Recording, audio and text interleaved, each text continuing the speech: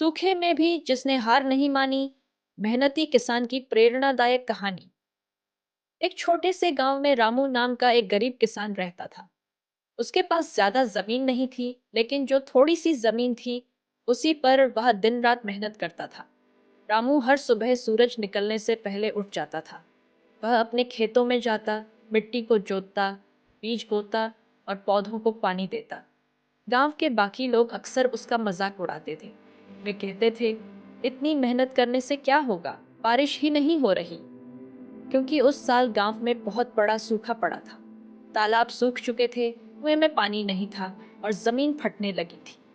धीरे धीरे गांव के ज्यादातर किसानों ने खेती छोड़ दी। उन्होंने सोचा कि अब मेहनत करने का कोई फायदा नहीं। लेकिन रामू ने हार नहीं मानी। वह हर दिन अपने खेत में जाता और काम करता रहता। एक दिन उसकी पत्नी ने पूछा, जब पानी ही नहीं है तो तुम क्यों रोज खेत में जाते हो?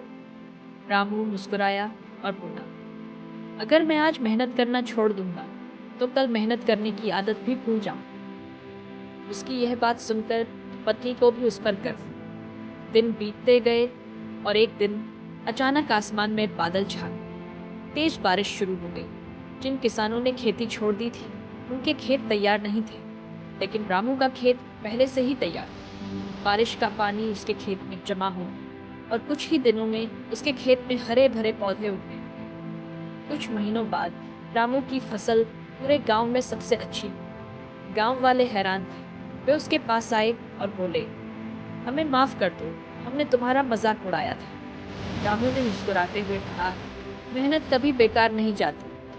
उसकी मेहनत और धैर्य ने उसकी किस्मत बदल दी। मॉरल, मुश्किल समय में भी मेहनत करना नहीं छोड़ना चाहिए, क्योंकि मेहनत का फल हमेशा मीठा होता है।